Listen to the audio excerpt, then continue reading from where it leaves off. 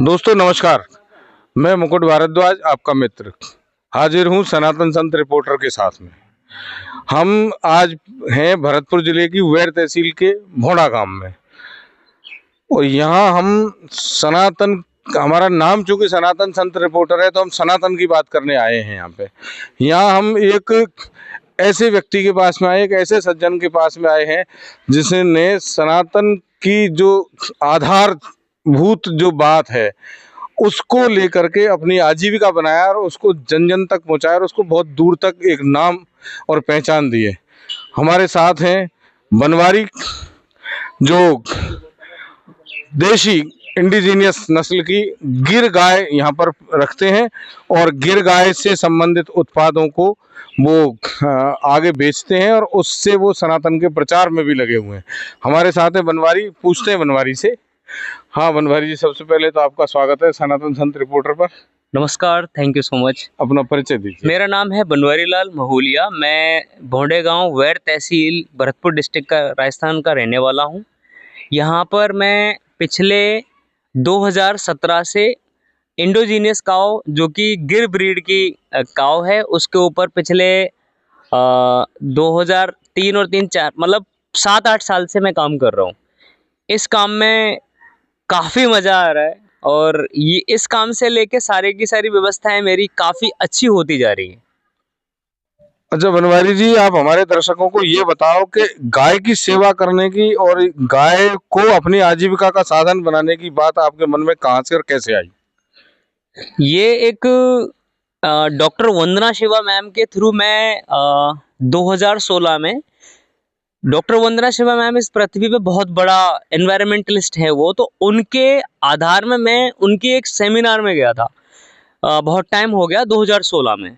तो वहाँ से ये सारा का सारा थॉट आया कि हम अर्थव्यवस्था को, जो गौ से संबंधित है पूरा का पूरा खेल, गौ संबंध अर्थव्यवस्था में एक बहुत बड़ा रूप है, बहुत बड़ा, कि गाय अगर है तो अर्थव्यवस्था, पूरी अर्थव्यवस्था है गाय। मतलब कि गोबर दे रही है, मतलब कि गौधन एक तरीके से, कि गोबर से हमारी पृथ्वी को एक नरिश हो रहा है, मतलब कि नरिशमेंट मिल रहा है और उस नरिशमेंट से हमें भोजन मिल रहा है और वो भोजन हमारा सुपाच्य है, क्वालिटी है, प्रीसियस है, सब कुछ है उसमें। तो उससे हम लोगों को एक बहुत ही इंस्पिरेशन हुई उस टाइम से ही, और वो काम मैं लगातार करता जा रहा हूँ बस। बनवारी जी, इंडिजीनियस ब्रीड ही क्यों, हाइब्रिड क्यों नहीं? इंडोजीनियस ब्रीड में जो मैंने काफ़ी लोगों को सुना है, जैसे रमेश रुपलिया भाई हैं, गोपाल सुतरिया भाई हैं, एक्चुअली इनकी बहुत बड़ी रिसर्च है। तो इन्होंने जो मुझे, और मैंने इनकी बहुत सारी सेमिनार्स देखी हैं, हमारे इंडोजीनियस जो भी काव है जिनका हम्प होता है, उन गायों के गोबर से स्मेल तक नहीं आती, और उसका गोबर, आप उसके गोबर को आप अपने शरीर पर लगाने से भी ना ऐसा लगेगा कि जैसे कोई, इसमें सिलिकोन नाम का एक वो होता है, तो उससे भी बहुत ज़्यादा अच्छा होता है। मतलब कि आप कोई भी बैक्टीरिया जो डेवलपमेंट का क्राइटेरिया होता है, इससे बैक्टीरिया जमीन को और भी उपजाऊ बनाते हैं तरीके से कि हम हमारे वैदिक ज्ञान की तरफ, वैदिक परंपरा की तरफ लौट के चल रहे हैं।